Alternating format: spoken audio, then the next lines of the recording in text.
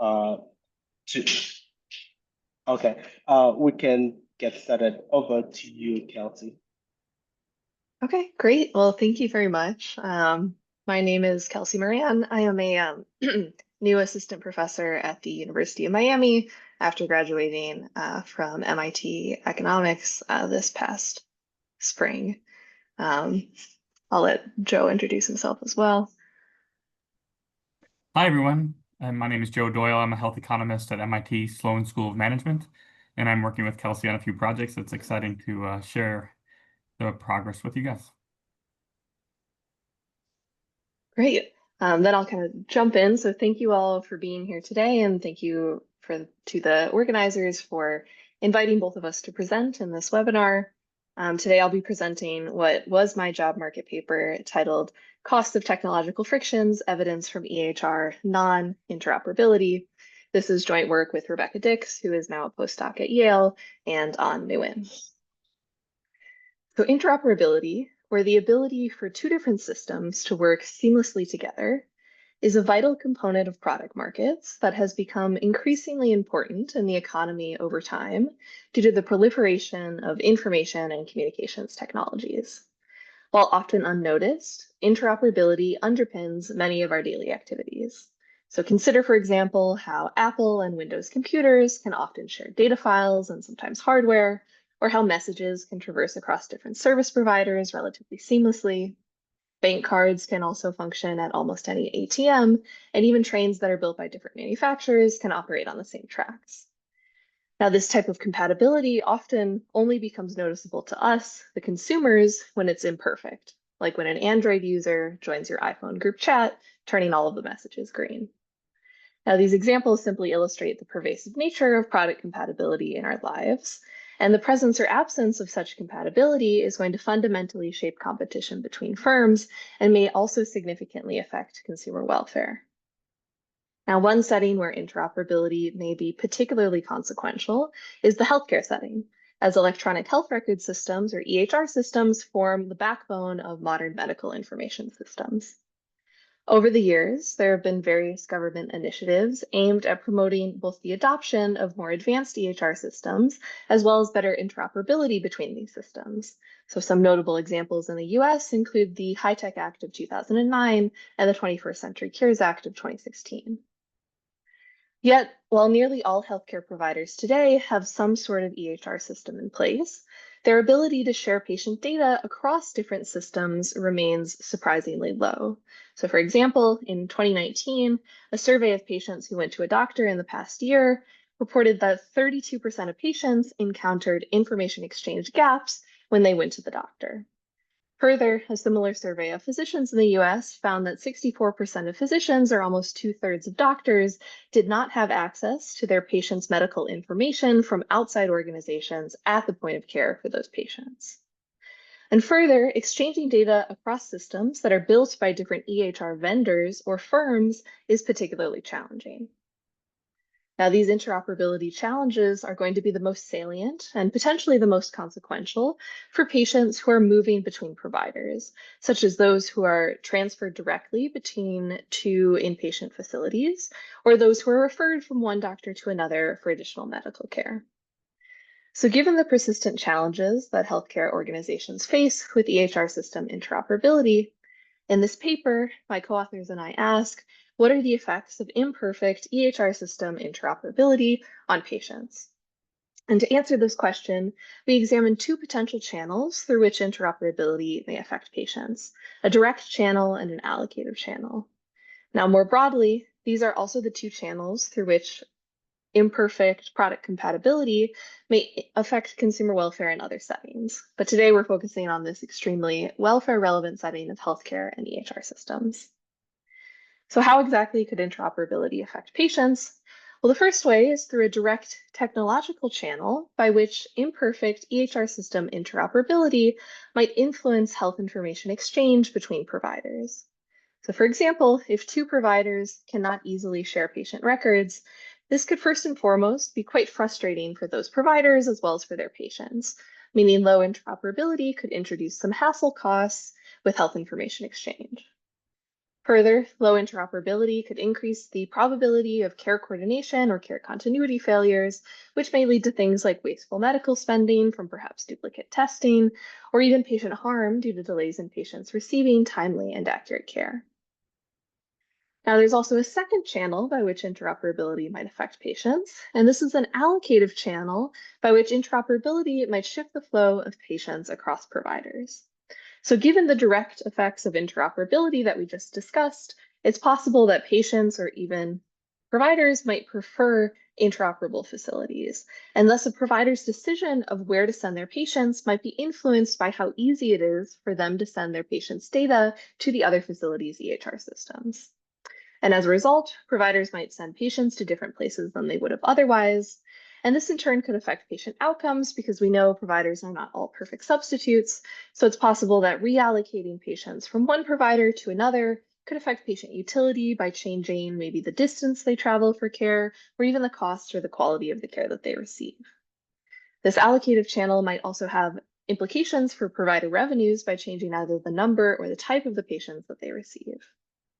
So in this paper, we find evidence of both of these two channels in the context of Medicare patients who are shared between hospitals in the U.S. So very briefly, we contribute in this paper to a few different literatures.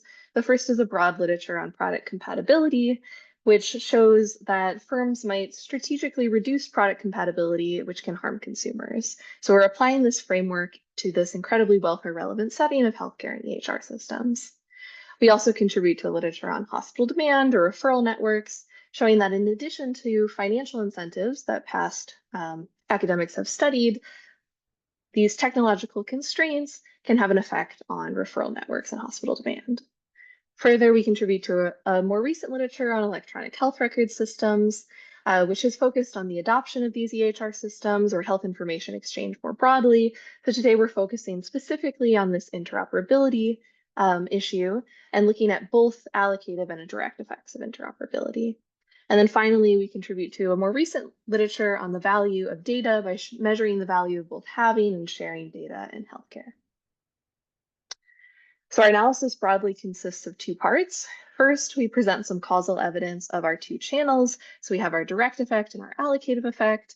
We then attempt to quantify the welfare gains from reducing interoperability frictions using a hospital demand model. So before we get into that, let me give you a brief overview of the data in the setting. So we use two types of data for this analysis. The first is data on hospitals, which we receive from hospital surveys, including the American Hospital Association's annual survey and IT survey, as well as the HIMSS data. This allows us to create an annual panel of hospital characteristics from 2005 to 2019 that includes the EHR vendor that produces each hospital's major EHR system, as well as some interoperability characteristics of those systems. We also need data on patients, which we receive from the CMS Medicare claims files. In particular, we'll be looking at the MedPAR files, which are just inpatient facility claims for all traditional Medicare patients in the US. We also use the carrier files, which are just claims that are submitted by professional providers for the services that they provide to a 20% random sample of traditional Medicare patients. Yes, is there a question, Daniela?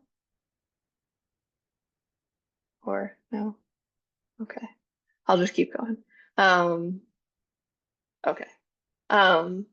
All right, so this data gives us pretty detailed information on the services that patients receive, as well as the providers who are both providing and referring those services. And this allows us to create an annual panel of cross-hospital patient flows and patient outcomes. So this first graph gives you an introduction to the market for EHR vendors across hospitals in the US. So what I plot here is the vendor market share with respect to hospital beds of 4 of the major vendors at the end of our sample period. So we have Epic in blue, Cerner in purple, Meditech in orange, and Allscripts in red. I also plot the market share of all other vendors outside of the top 4 given by the gray line.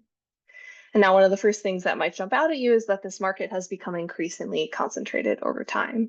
And the easiest way to see that is just looking at the steady decline in the market share of all other vendors outside of the top 4.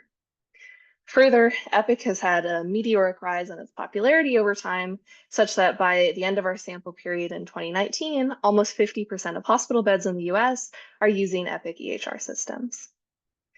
And as this graph suggests, many hospitals are switching EHR vendors each year. So we see about 8% of hospitals switch EHR vendors annually, and we'll be using these switches as sources of identification in our next empirical sections. So as I mentioned in the introduction, just having an EHR system in place doesn't necessarily guarantee that you're going to be able to share data with other EHR systems. And further, exchanging patient data across systems that are produced by different EHR vendors is particularly challenging. So what I show in the top half of this graph is the share of PCPs in the U.S. from a recent survey who stated that it was very easy for them to use information from outside organizations that have either a different EHR vendor in red or the same EHR vendor in blue. As you can see, about 38% of PCPs said it was very easy for them to use information from outside organizations that have the same EHR vendor. Now, this is not 100%, suggesting that even within vendor, so Epic to Epic, for example, interoperability may not be perfect.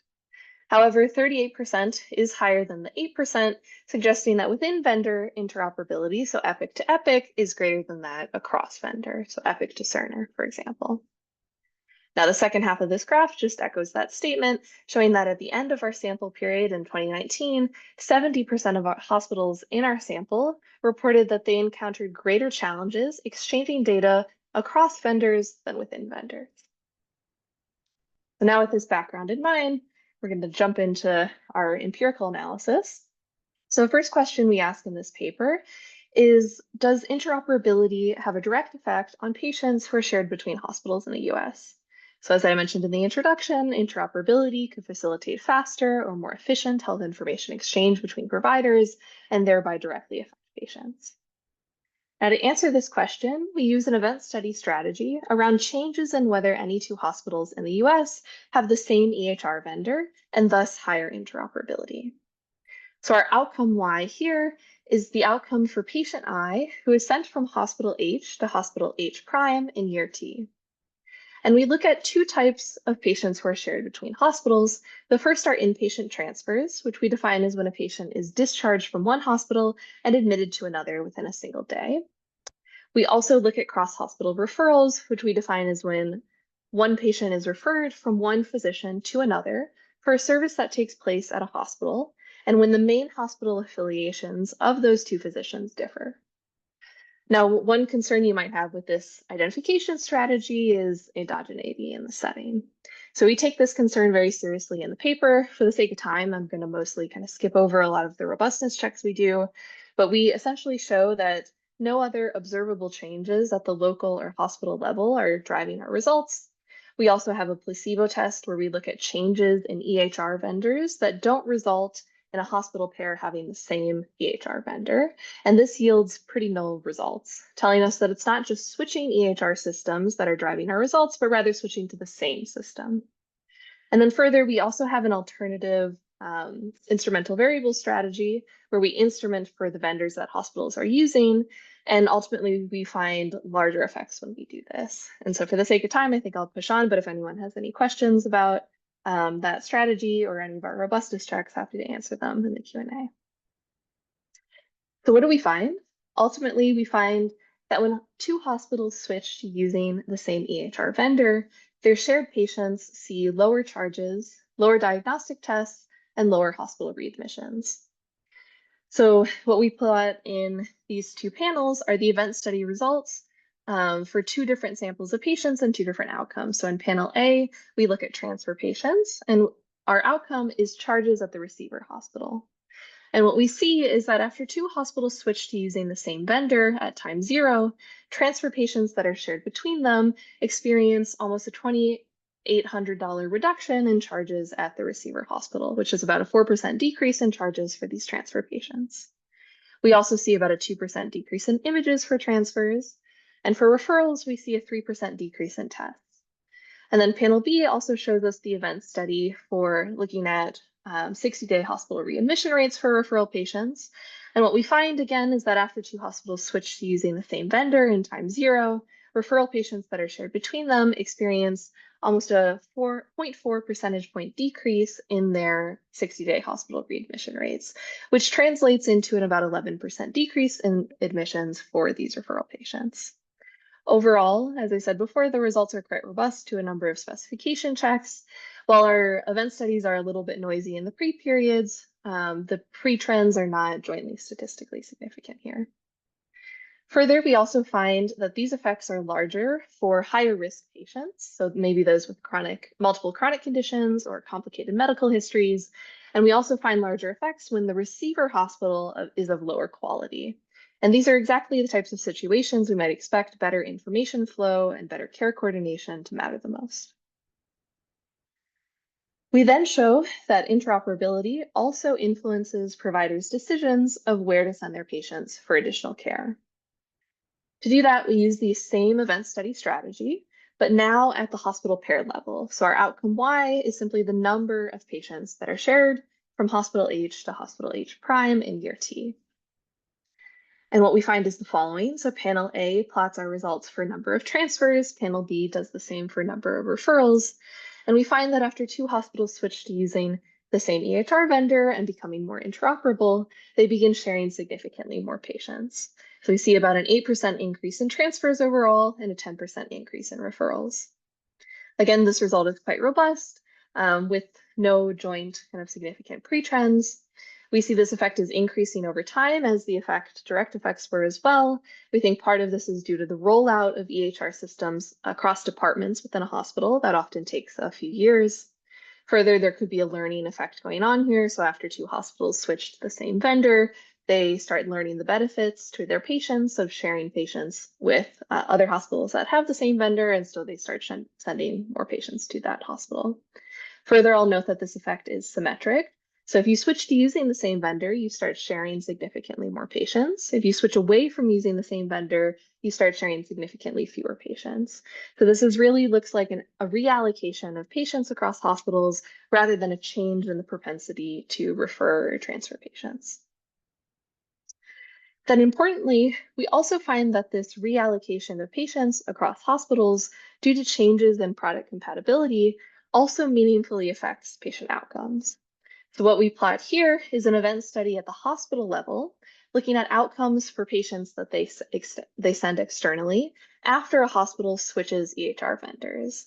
And we split hospitals by whether they switch to a vendor that's used by much higher quality hospitals in their area, given by the blue dots, or those that switch to vendors that are used by much lower quality hospitals in their area, given by the red triangles. And ultimately, what we find is that when hospitals switch to vendors that are used by much higher quality hospitals in their area, the blue dots here, their patients' outcomes improve. So they start sending more of their patients to those better quality hospitals, and overall, their transfer patient 60-day mortality rates decrease significantly. But the reverse is also true. So if a hospital switches to a vendor that's used by much lower quality hospitals in its area, they start sending more of its patients to those lower quality hospitals and its patients' outcomes worsen. So we see the significant increase in 60-day mortality rates for transfer patients. So this suggests that the allocative health effects of interoperability are going to depend on the quality of other hospitals that are using your same vendor. And it suggests a potential trade-off between interoperability and other hospital characteristics when a provider is deciding where to send patients for additional care. So given this trade-off, we next develop and estimate a demand model of exactly how patients and providers are trading off interoperability with other hospital characteristics. So at a very high level, for the sake of time, we have a simple hospital demand model where we have a hospital H and a market M with a patient P whom it must transfer or refer externally at time T. Now this hospital H is going to choose which other hospital H prime in its market to send its patients in order to maximize expected utility, which we think of as some joint utility between that sending hospital and the patient, because this is really a joint decision between the hospital and the patient. And utility we allow to depend on a number of hospital characteristics, including the quality of the receiver hospital, distance between the 2 hospitals, whether the 2 hospitals are owned by the same larger hospital system, and unobserved patient preferences. We also allow this decision to depend on the interoperability level between the 2 hospitals. Now to estimate this model, we do this in 2 steps. The first is we actually estimate vendor year specific interoperability levels. Now, the reason we do this instead of just keeping our indicator for whether they have the same EHR vendor is to allow for more variation in interoperability, both across vendors and across time. And what we find ultimately is first that within vendor interoperability is indeed greater than that across all time periods and all vendors.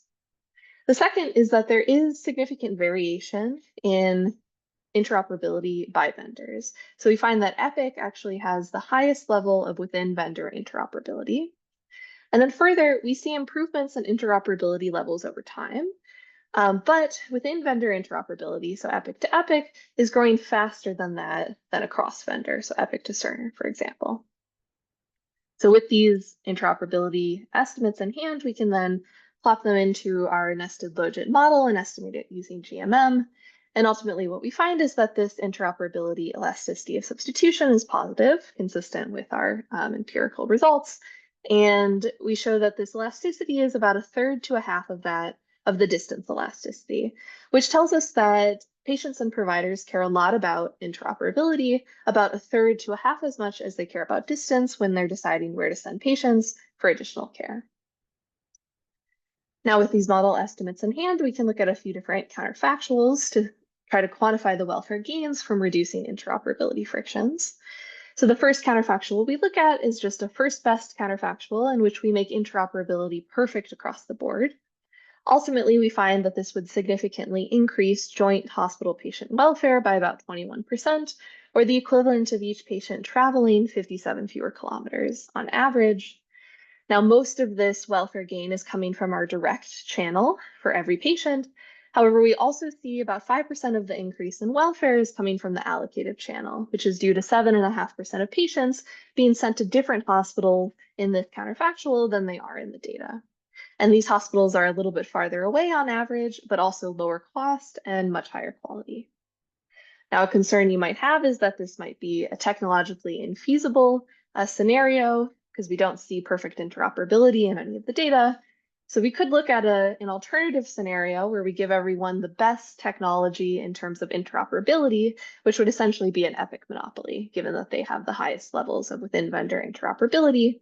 And we find that this Epic monopoly would achieve about 61% of our first best welfare gains.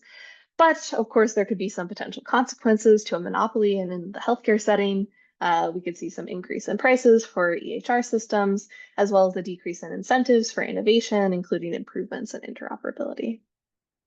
And then finally, the last thing that we do in our paper is we try to quantify the welfare progress that we've made over the past 6 years, so 2013 to 2019. We find over this time period, we've achieved about 34% of the first best welfare gains, most of which is coming from improvements in the technology. So across the board, interoperability levels are increasing. However, about 30% of our achievements over time are also due to changes in EHR choices. So in particular, an increase in vendor concentration. And as a result, the gains have been unevenly distributed. So we essentially see that hospitals that have switched to using Epic, particularly in markets where Epic is either used a lot at baseline or is growing in its market share, are going to capture more of the welfare benefits. They'll also capture some additional revenue by receiving more transfer patients on average. And this highlights some potential coordination effects and moves to interoperable facilities and suggests some potential kind of alternative public policies for rather than pushing providers to adopt a single dominant vendor, maybe setting some baseline standards could improve patient care while maintaining a competitive market. So just very quickly to conclude, we find that in markets where consumers are moving between products, technological frictions can have both direct and allocative effects on consumer welfare. We find some evidence of both of these two channels in the context of EHR system interoperability and show that eliminating such frictions yields to large welfare gains.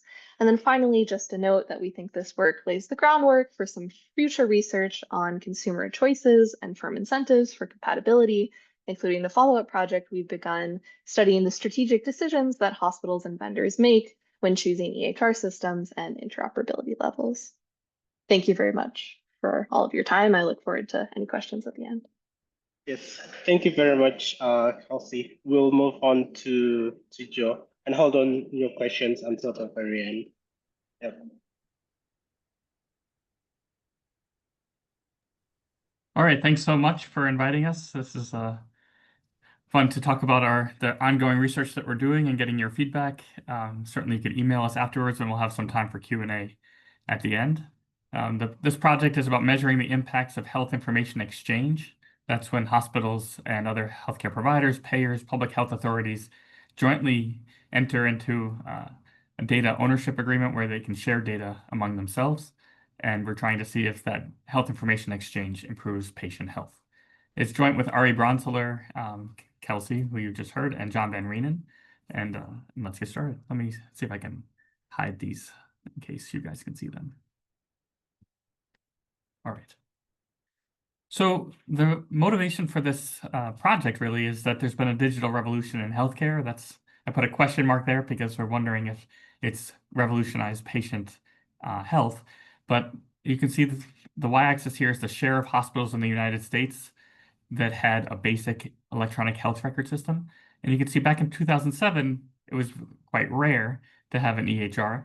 And by the end of this time period, around 2020, most hospitals had some kind of EHR. And so this dotted line that we put in the middle is when the U.S. government funded about $30 billion in subsidies for hospitals to adopt EHR. So you see there's an inflection there. It does seem like it had its intended impact of getting adoption. These red triangles are what we call RIO, Regional Health Information Exchange Organizations. And this is whether the hospitals have joined a system where they can share information with the payers and other providers and public health authorities and others. So you can see that follows a similar trend as the electronic health records. We're seeing this march toward more digitization. So Ari and John and I wrote an annual review of economics piece looking at a survey of the impacts of health information technology on productivity, including impacts on the future of work. And one of the results that came out of this was the top two lines here are nurses and health information technicians, and you see that those see an increase in employment over time and a relative increase in wages. And you see that medical transcriptionists, people who work more in paper and file folders, are less likely to be employed and have lower wages. So you see this demand shocks in the system. Overall, we say that for the very large healthcare system, we see modest impacts on industry, employment, and wages. Of course, this is an ongoing story, and we have to see how things like Gen AI will impact the labor force more generally. So in that review, we had a few conclusions. We see improvements everywhere, but in the productivity statistics, echoing famous line by Solo about the advent of information technology more generally. We see modest improvements in cost and productivity. It's highly variable across providers. And what we see is it just takes time and management skills to extract the gains from digitization. There's a lot of promising new technology that I want to encourage everybody to be studying. So information gathering and summaries, certainly with Gen AI, creating notes for us, that's going to really change the way we gather information and consume it. Image recognition has, really made strides in helping, say, radiology identify problems in images. Digital companions, we could think about having an expert in our computer helping us think about our healthcare.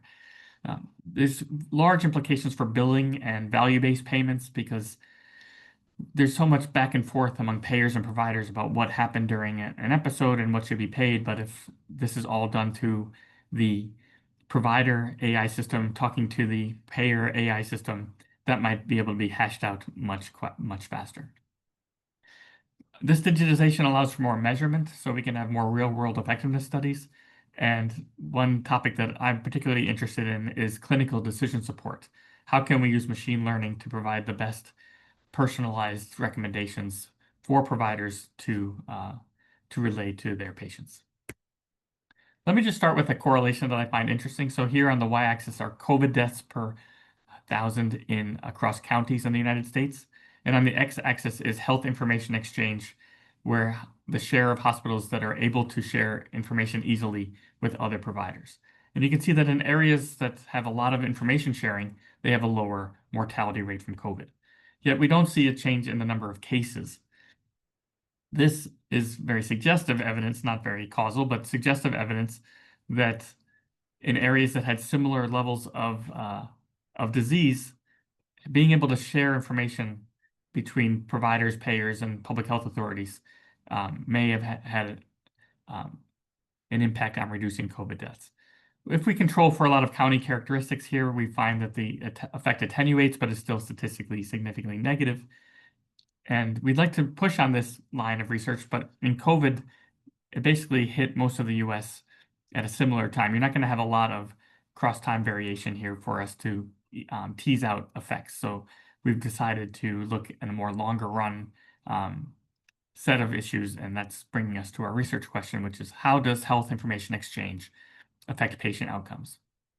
And our strategy is that we teamed up with a law professor who's an expert in the legal environment surrounding health information exchange.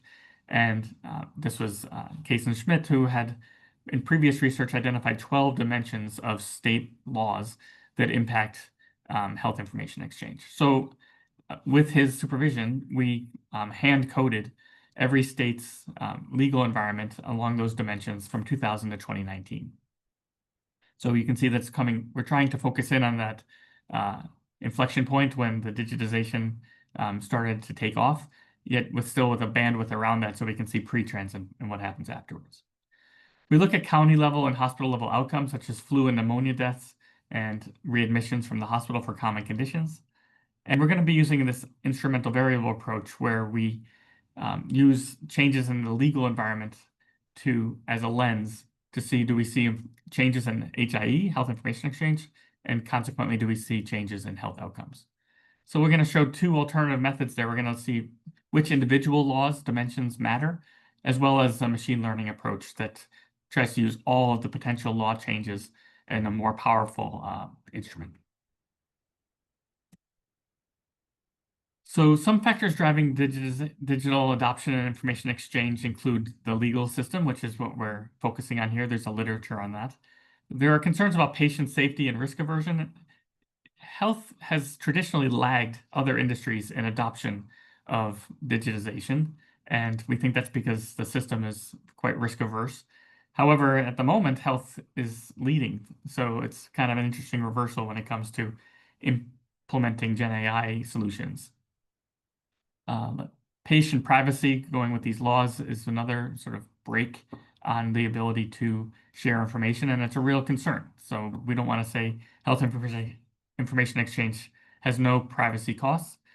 Our paper is more about measuring the benefits of that or seeing whether there are benefits of that, which could be used as a trade-off in a policy discussion about how much weight to put on privacy versus improvements that we might see.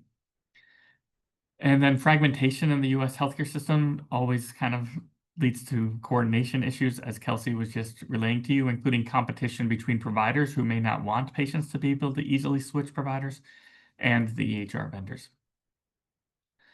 The effects of digital adoption on health performance, and I just mentioned from our annual review, we see really modestly positive improvements in the literature. The medical literature tends to find larger improvements and the economics literature smaller ones, but they're still sort of there if you squint. So what are we going to bring to this literature? Well, we're going to use more recent data. A lot of the economic literature especially has focused on sort of mid-2010s as the outcomes, but we know from other industries it takes time for IT to make improvements, and so we think going to 2020, at least we're going to see whether there's been an improvement. We have a causal research design that we are introducing using this newly created policy database, and we're going to focus on the effects of digital drivers on information sharing across providers, as opposed to within provider systems. So let me just quickly describe the data. We're going to use the American Hospital Association annual and IT surveys to characterize how hospitals are actually sharing data. We're going to use vital statistics data to look at mortality, especially among infectious diseases. And we're going to use Centers for Medicaid and Medicare Services Hospital Compare, which aggregates mortality rates and readmission rates across common conditions. Let me just describe the database that we hand collected for a minute here. So we have these 12 main dimensions among 4 categories. Those categories are listed in the first column here. They're data protection laws, governance laws, sustainability and financial incentives, and use and users who can use the HIE. So the concept for data protections is that the privacy and security issues could affect the investments that providers have to make and communication with patients in order to get HIE rolling. Governance is who's taking the lead in how to do that. Sustainability is whether there's a funding mechanism, which we think is important from prior research for the HIE to be successful. And then who's allowed to use and contribute to the HIE. If you have more people using it, just like any network effect type of setting, it's going to be more valuable for others to use it. And so that's could be an important dimension. We looked just as a summary, and then we're not going to use this in the estimation, but just to describe our database, the number of states with a law change between 2005 and 2000 and 2019, you can see early in the period, we don't see law changes. Then they start picking up, and around that High-Tech Act, 2009, 2010, we see that that's where these law changes are peaking. If we look at the share of states that have an opt-out system where patients would have to opt out of sharing their data versus states where patients have to opt in to sharing their data, which we know those defaults can have powerful impacts in whether data sharing agreements actually get made. We see that there was an increase in those types of laws around the same time period, and that there's variation. Some states got more restrictive and had an opt-in policy, some got more lax and had an opt-out policy. And we created a legal index. We coded each dimension in terms of what we expect would be a friendly to HIE setting. And then we just had a simple sum of the number of dimensions. And you can see it ranges from 0 to 8. And the point here from the map is that you see that there's variation across the U.S. It's not focused on one part of the country. Now, we do worry that Florida differs from Oregon, so we're going to use changes in these laws. And so here's some idea of the change in this legal index. And you can see that, again, there's positive and negative, mostly positive. The states are getting more permissible over time. And that there's variation across regions in the U.S. It's not focused only in New England or only in the West Coast. So just to give you some lay of the land in terms of the summary statistics, the share of hospitals in a county that are part of a regional health information exchange is about 60% on average. And the health information exchange, whether in the AHA IT survey, hospitals say that we're able to share data easily outside of our own hospital, is about 57%. So those are pretty similar in terms of their levels. Just to show you the outcomes we're looking at flu and pneumonia death rates per 100,000, which averages about 60. So you might keep that in mind when comparing to the coefficients that we find. The heart attack, heart failure, and pneumonia readmission rates are about 20%. And then in terms of the dimensions, which ones are the most common or least common, the opt-out patient consent model, for example, is about 20% of states have that. The state years is the unit of observation here. Actually, county year, sorry. And then finance is a little more common. The laws explicitly say who can use these data in about half of the county years. And then who's in control of the HIE, about 40% we can observe in our data. All right, so let's tell you about the empirical strategy. So we're going to regress the change in an outcome, like the change in annual pneumonia deaths per 100,000, and a change in county level average hospital RIO use or health information exchange use. So as we see a change in the RIO membership, do we see a change in outcomes? We're doing this long difference because we don't have that much intuition on the exact evolution of how these RIO memberships would affect outcomes. We don't know whether it's going to just happen right away, or whether it's going to take time for states to learn how to use it. So this long difference allows us to summarize those impacts. In some models, we'll have time varying county level controls like demographics and economic conditions. And then we can also run these models in a two-way fixed effect specification where we have every county year in the data, and then we can have county and year fixed effects as a more short run use of variation, and we get similar effects when we do estimates when we do that. So to consider this potential endogeneity of this RIO measure, the main right-hand side variable, we want to instrument for the change in RIO usage with a change in state laws.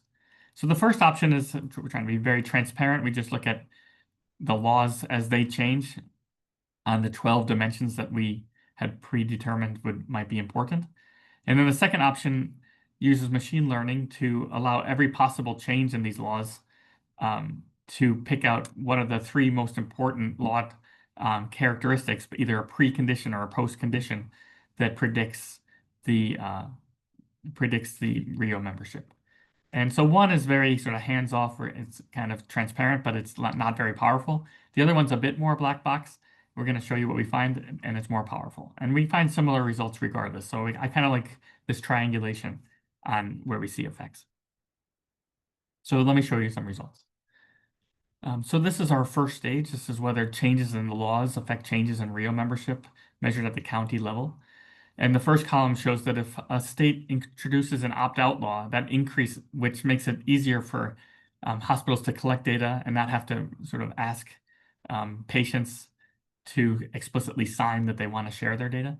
If we see this opt-out policy sees an increase in RIO membership by about 20 percentage points, which is significantly relative to that mean that we saw before, which is about 60%. We are listing here the three biggest coefficients. So the second one would be whether there's liability immunity for HIE participants. And the last one here is whether public health authorities have ability to use the HIE, which describes sort of the robustness of the HIE. We expect most of them to allow that. About 86% of our HIEs do allow that, but if you don't, that would not be a sign of a robust HIE. However, these next two are not statistically significant on their own. And the F statistic for the first column is only 8, which isn't as impressive. We'd like something more like 10, 15, 20 in order to use it as an instrument. So we went to this lasso prediction. So what we did is we regressed the whether the share of the county that's on a RIO on the laws in the early period, the first year of our data, and then the last year of our data. So, or I think it was 2007 to 2020, since there weren't as many laws in the beginning.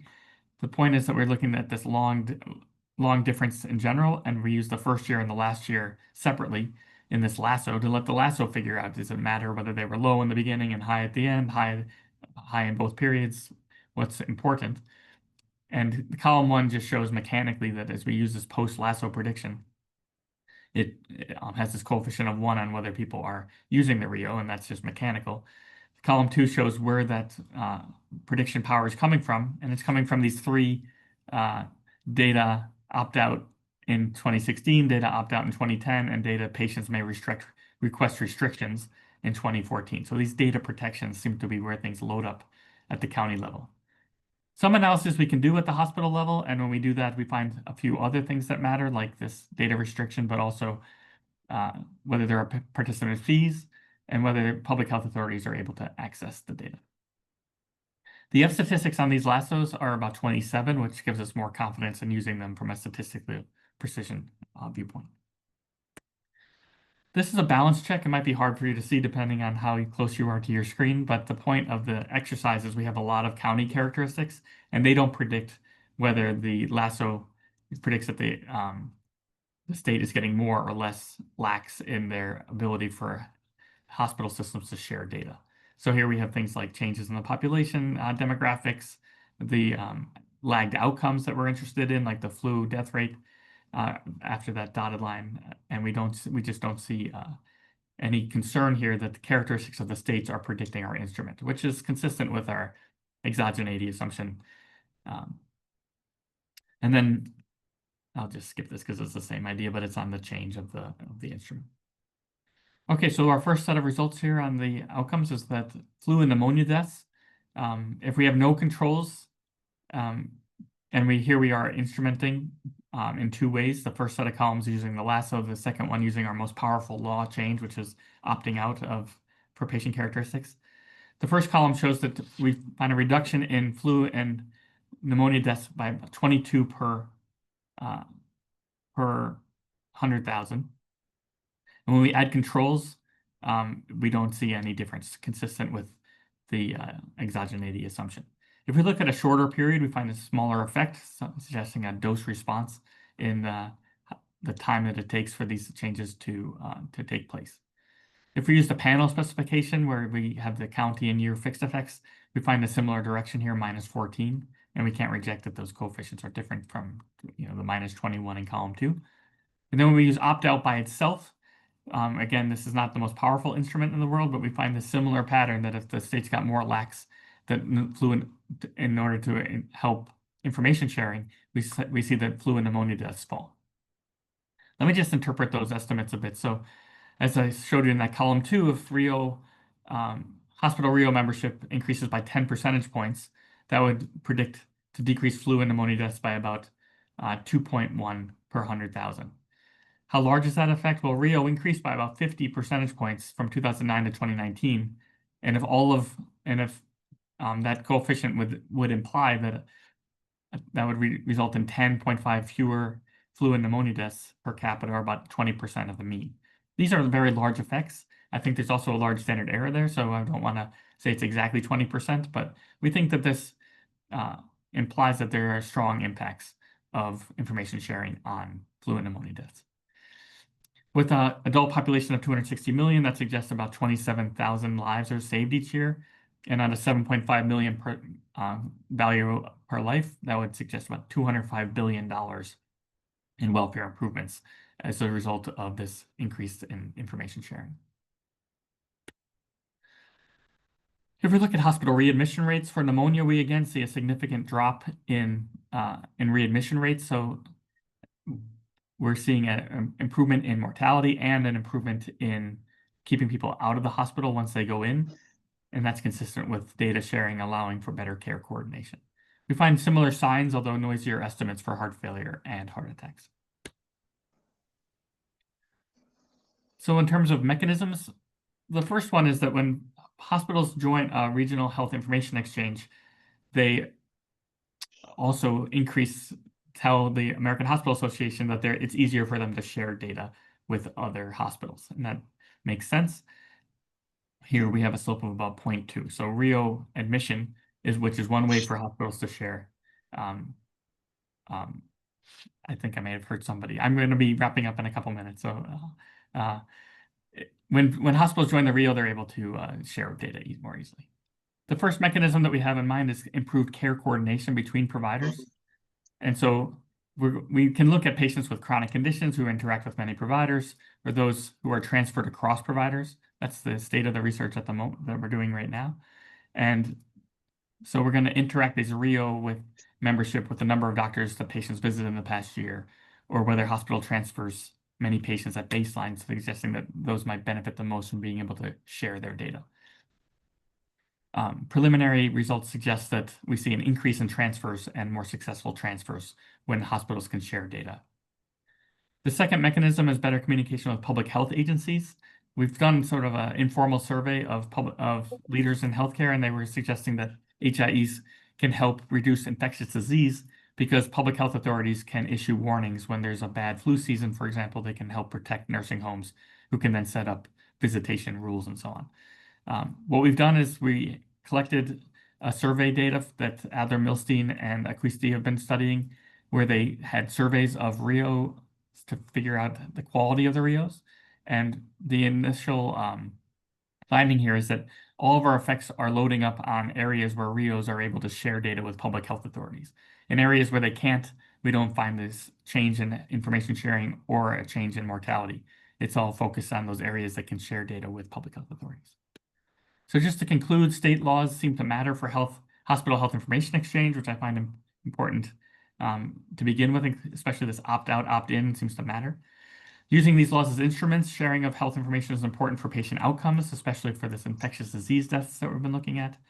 And then our results are more optimistic on the effect of technology in healthcare than earlier studies. In part, well, one, we have this law change lens that allows us to try to circumvent some endogeneity concerns that we typically have. We also allow more time to evolve since this revolution that we saw on the first slide. So it does take time in other industries for management and to take advantage of these new tools, and seems like the same is happening here. All right, so I'll just end there and open it up for questions or hand it back. Yeah, thank you very much, Joe. We'll leave it up to everyone's questions.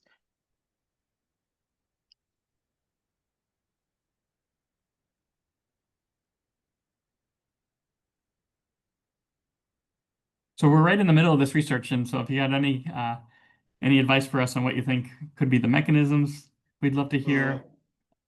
Go ahead.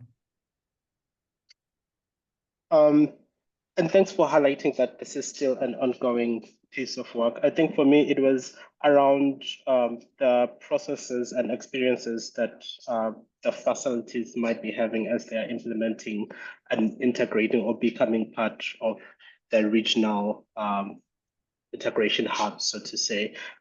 If there is any qualitative evidence that speaks to maybe some of the factors that may be affecting the propensity to integrate, for example, or to join that integration hub, if that's part of your current ongoing work. Yeah, it would be great to do some more qualitative research on how these RIOs and health information exchanges actually get adopted and used. We're just seeing signals in our data about we're finding impacts where we expect to find impacts, where there's more care coordination that needs to go on. I think right now the most promising part is seeing that an increase in transfers between hospitals and then more successful transfers as well. And that is consistent with information sharing, allowing for better care coordination when providers are sharing a patient. Okay. Any other question? Okay, now I raise my hand. Earlier I raised my hand. It was a automatic hand. I'm sorry, Kelsey, for interrupting you. Okay, my question now is mostly, what do you call, Joy, successful transfer? And I would like, if it is possible, to define also the time period of the success, because if things happen after one, I think that you got it. Thank you. Yeah, so we're looking at patient outcomes. So do they get readmitted to the hospital? And we actually look at mortality as well. Those are our main two quality measures. And Kelsey's been delving into the data a bit more closely than I have, but I think we're looking at 30-day readmissions and I think mortality up to 90 days. But Kelsey, remind me what we're looking at. Yeah, no, that's exactly right. So 30-day hospital readmission is most common. We've also looked at like 60 and 90. And then for mortality, we tend to go a little bit farther out just to allow a little bit more time for things to happen. But yeah, 30, 60, 90 days is our typical time frame.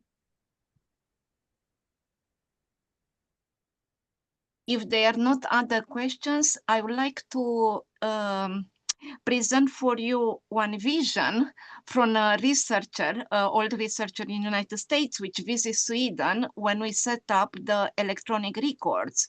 She actually put together the PCID and the panel study income dynamics and health retirement study.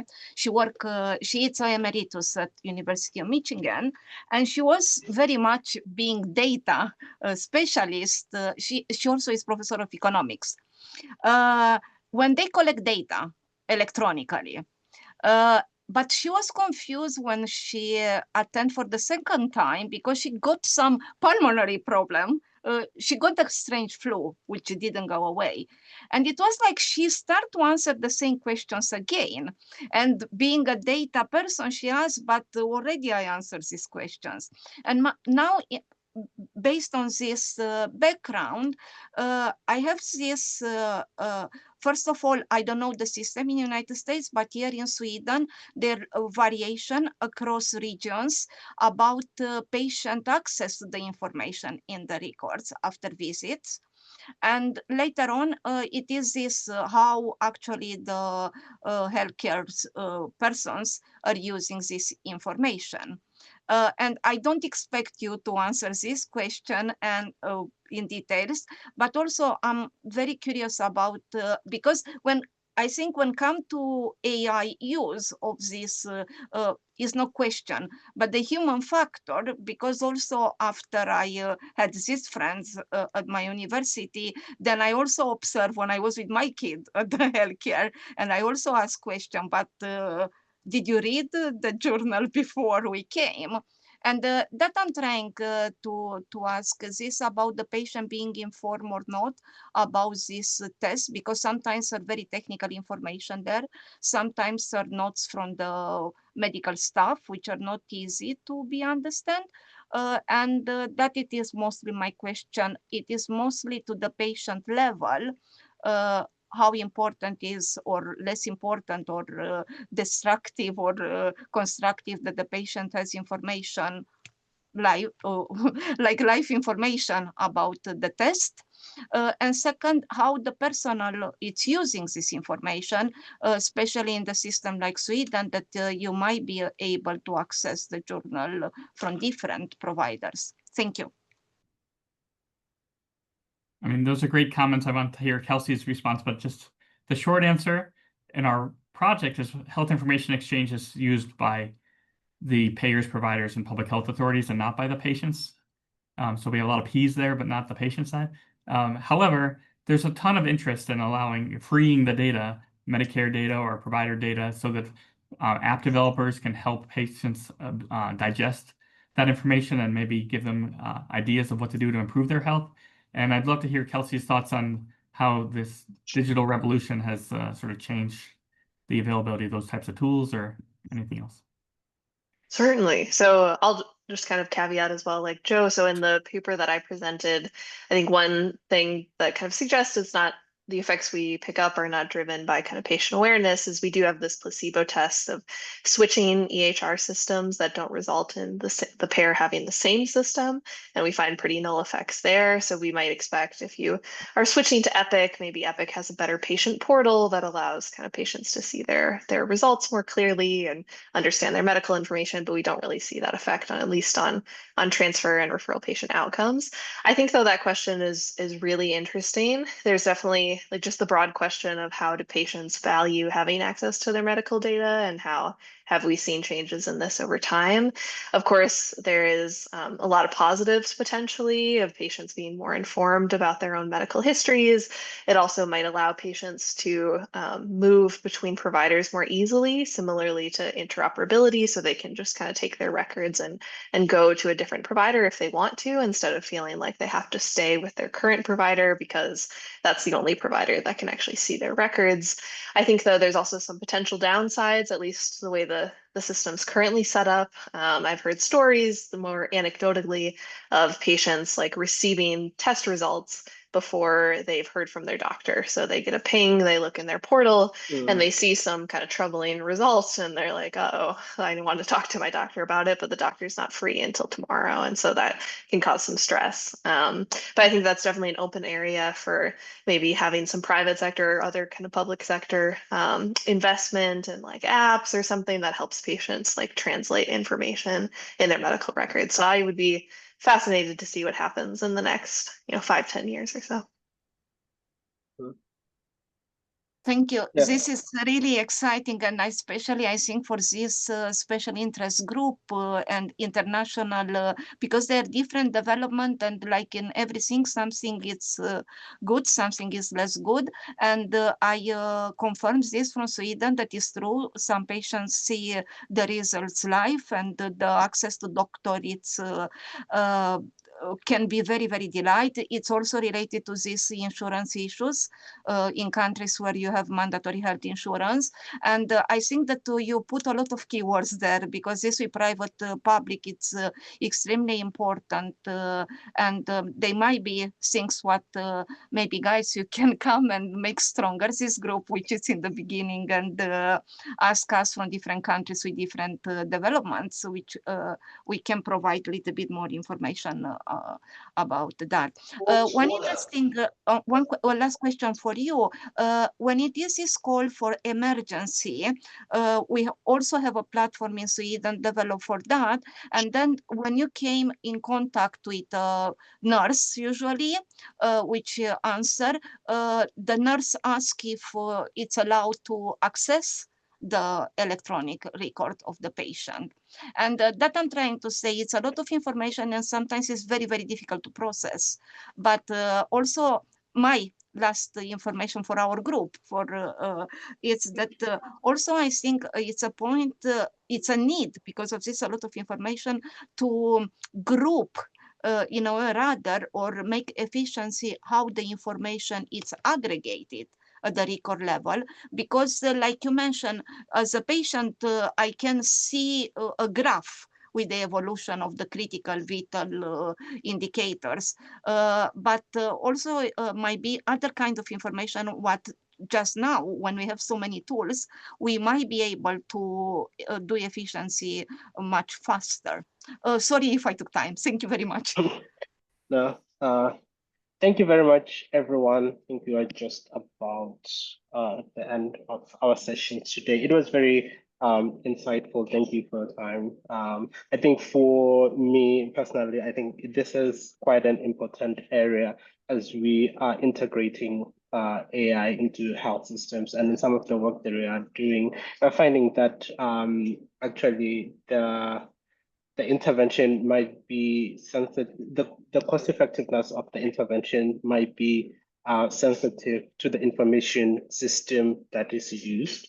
So being cautious of some of those implications on cost as we are going forward and integrating more AI into care is quite important. So thank you very much. I did learn quite a lot.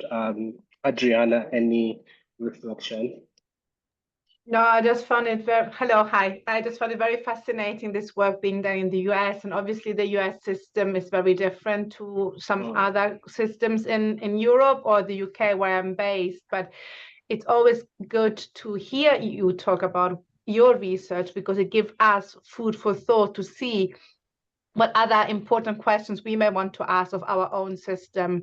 And because there is a digitization revolution in healthcare going on in the world. It's not just in the US, probably stems from there, but the English NHS and the current government is pushing very strongly towards the digital adoption and the digital offer of healthcare to the point that patients will have access to all of their records. We already have access to all of our records through the NHS app.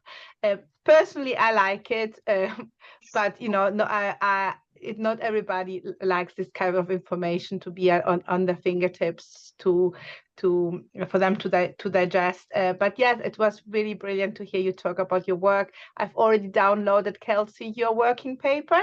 So I looked also for Joe's working paper, but there wasn't one. I've not found it. So that I can further digest it and read it and see what inspiration I can have from it. It was really a very great contribution. So thank you so much from me. Yeah. Thank you for attending, everyone. Enjoy the rest of your day. Thank you. Thank you.